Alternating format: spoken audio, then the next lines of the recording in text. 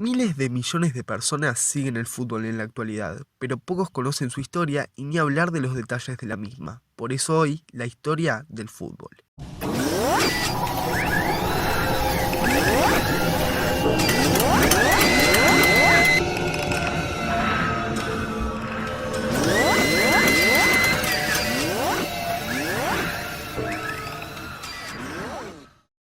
El video va a ser un poco largo y lleno de detalles, así que si estás buscando síntesis, acá no es. Arranquemos por el principio, mucho antes de Inglaterra. La forma más antigua del fútbol se remonta a la China de los siglos II y III a.C. Existe un libro de instrucción militar de la época de la dinastía Han, en el cual figura bajo el apartado de ejercicios físicos el Tzu Ku, que significa dar patadas. Era este un ejercicio en el cual una bola de cuero rellenada con plumas y pelos tenía que ser lanzada con el pie a una valla hecha con largas varas de bambú de unos 30 a 40 centímetros de apertura y con una pequeña red. Esto implicaba ya una muestra de habilidad que requería mucha destreza y técnica. Existe también otra versión según la cual los jugadores estaban obstaculizados en el camino a su meta, pudiendo jugar el primitivo balón con los pies, el pecho, la espalda y los hombros, pero no con las manos, teniendo que salvar los ataques de un contrario. Del lejano oriente proviene otra forma diferente, el Kemari japonés, el cual es mencionado por primera vez unos 500 a 600 años más tarde y que se juega hoy en día. Es un tipo de fútbol en círculo, mucho menos espectacular, pero mucho más digno, solemne y cortés, más parecido a un ejercicio ceremonial que bien exige cierta habilidad y equilibrio psicofísico, pero que no tiene ningún carácter competitivo como el juego chino y no representa ninguna lucha por el balón. En una superficie relativamente pequeña, los actores entre 6 y 8, vestidos de seda, se pasaban el balón llamado mari, que estaba hecho con una ubre de cierva. Tenía unos 22 centímetros de diámetro y estaba relleno con desechos orgánicos sin dejarlo caer al suelo. En China el juego se desvirtuó y adquirió un carácter lucrativo al aparecer las apuestas. Inclusive se llegaron a disputar partidos entre China y Japón en lo que se conoce como los primeros partidos de fútbol internacionales. Mucho más animado era el Episkiros griego, del cual se sabe relativamente poco, salvo el hecho de que idearon una eficaz pelota sin relleno, rellena de aire, y que su juego dio origen al balonmano, al rugby y también al hockey, pues llegaron a arrastrar el balón con un pequeño palo curvo. Mientras tanto, en Persia, los juegos de pelota similares al fútbol y el polo se jugaban con las cabezas de los criminales o los prisioneros de guerra. Por su parte, los romanos tenían una versión similar del juego al que llamaban arpastum. Se jugaba con un balón más chico y dos equipos cuyo número de integrantes era variable, se medían en un terreno rectangular, limitado con líneas de marcación y dividido con una línea mediana, teniendo que ser la pelota lanzada detrás de la línea de marcación del adversario. Se hacían pases, se eludía, los miembros de un equipo se repartían una serie de tareas tácticas y al público los incitaba con gritos en sus rendimientos y resultados. Este deporte fue muy popular entre los años 700 y 800 y se utilizaba en la milicia como divertimiento y ejercicio físico. Ahora sí, ingleses y escoceses.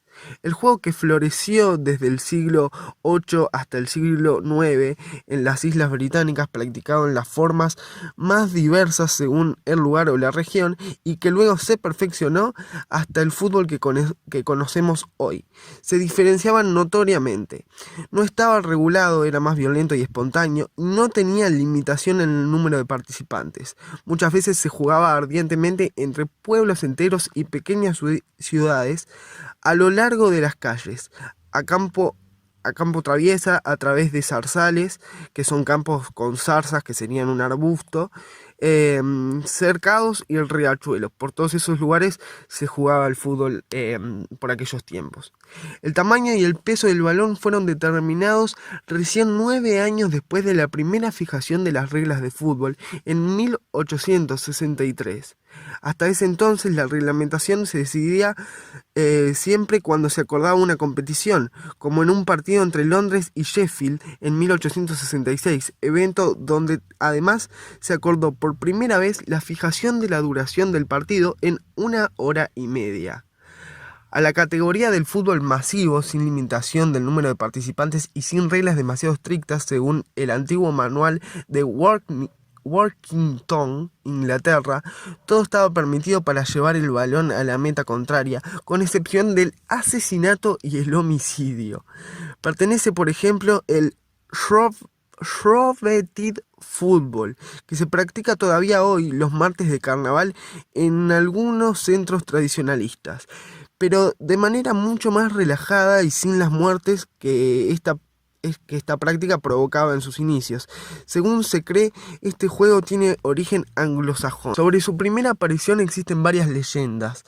En Kingston-on-Thames y en Chester se cuenta que el primer partido se jugó con la cabeza decapitada de un monarca invasor de origen danés. En Derby, el origen se remonta más atrás aún. Se dice que este juego surgió espontáneamente en una fiesta de regocijo después de una victoria sobre los romanos en el siglo III a.C. A pesar de las leyendas de Kingston y Chester contra el origen anglosajón de esta práctica, habla el hecho de que no se hace ninguna mención del juego en la patria de los anglosajones por esa época y que no figura en la antigua literatura anglosajona, sino que aparece solo antes de la conquista normanda en una pequeña fuente celta que hace mención del juego de la pelota. Sin embargo, existe otra posibilidad de origen. Mientras que en los primeros siglos se jugaba este tipo de fútbol masivo en la isla, en Francia, principalmente en Normandía y Bretaña, se practicaba un juego que no tenía conexión con el Arpastum romano y se llamaba Soul. Era practicado por todas las clases sociales y fue prohibido en 1319 por el rey Felipe V y después en 1369 por Carlos V debido a la violencia que entrañaba. En muchos casos existían, además de la impetuosidad, una fuerza y una habilidad turbulentas y caóticas que estaban íntimamente ligadas a ritos de fertilidad. La pelota simbolizaba el sol. Había que conquistarla para asegurarse una buena cosecha, la cual dependía mucho del astro rey, y llevarla a través de un campo para asegurar un buen crecimiento del cultivo, defendiéndola de la intervención de los adversarios. En este mismo sentido, jugaban partidos entre los hombres casados y solteros, tradición que se conservó en algunos lugares de Inglaterra durante siglos, o partidos entre mujeres casadas y solteras en Inverness, Escocia, a fines del siglo XVII. Se cuenta que ganaban siempre las mujeres casadas, quizás por obligación.